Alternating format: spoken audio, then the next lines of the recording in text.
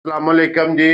जिन्ने भी जनाब अपने फॉलोअर सब्सक्राइबर लो जी जनाब, मेहनत करिए ना मेहनत जा अल्लाह ताला दी जात जनाब उस मेहनत दा फल उस बंदे नु जनाब जरूर जरूर देंदे। दिंदा है। और अज जनाब इस टाइम कैमरे के सामने एक झोटी तुसी खड़ी है वेखदे पे बिलाल पे जनाब तकांदा है। ए जनाब झोटी जे ਜਿਹੜੀ ਝੋਟੀ जनाब भट्ट साहब ने तैयार की है अपनी होम ब्रीड जी बिल्कुल एक घर दी जनाब ब्रीड जे जा अलहमदुलिल्लाह जनाब। और फिर सारे भरावां अगे रिक्वेस्ट है कि सारे भरावां ने जनाब भट्ट साहब नु चोखियां चोखियां मुबारकां देनियां ने ते माशाल्लाह दा कमेंट भी कर माशाल्लाह दा कमेंट देना है। क्यों इस वास्ते कि भट्ट साहब ने जनाब मेहनत की और मेहनत करके उन्हें जनाब अलहमदुलिल्लाह अपने घर दी जनाब ब्रीड तैयार की और पहली झोटी जनाब तैयार हुई है। ते अज ਤੁਹਾਨੂੰ जनाब टकाने पे ते झोटी दा जरा को सारे भरावां ने शौक करना है बड़ी मेहनत बड़े शौक ना पाली है। और फिर सारियां पहलना इंज तैयार नहीं इंज होंदियां तैयार भी नहीं हो लगे तो ना पहलना ने थान ते ना लिबास होवेगा। हाँ जी जनाब, अल्लाह दे फजल नाल लिबास चंगा,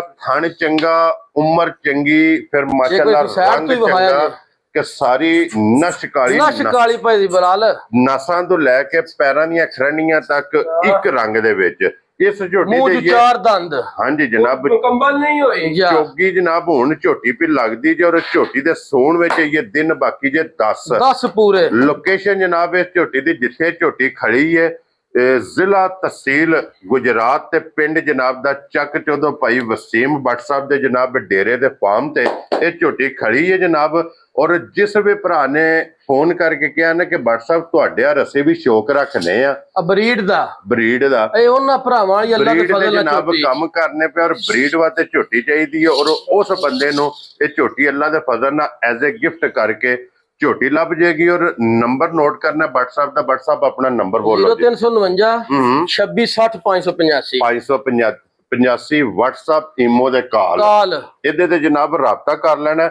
वार अज जुम्मा जे तारीख बनदी पहले झोटी हो के वजह थान नहीं हो। हाँ जी जनाब तारीख अज बनदी पी जे 22/5/2026 लोकेशन भी नंबर भी ये जनाब दरासड़िया झोटी जिस भरा नु पसंद आई एज ए गिफ्ट करके झोटी जनाब उस भरा नु दे सकनी है। फिर वही रिक्वेस्ट है कि जनाब पसंद आवे माशाल्लाह दा कमेंट्स भट्ट साहब दी हौसला अफजाई अल्लाह दे फजल नाल रोज ए वाजे हीरे नहीं लभण लगे। हाँ जी जनाब ए वाजे हीरे रोज नहीं लभण लगे। अज भी लिबास वेखना और 10 दिनां नु दसां दिनां नु वेखना ते पूरे वेखने ने खांगना ते लाल सुरख लिबास होवेगा। हाँ जी जनाब लो जी ते जैसे टुरदी है ना अब वेखना लत किथे किथे तरदी ते खेड़ा मालक ने किथे किथे लाए है। क्या बात है जनाब।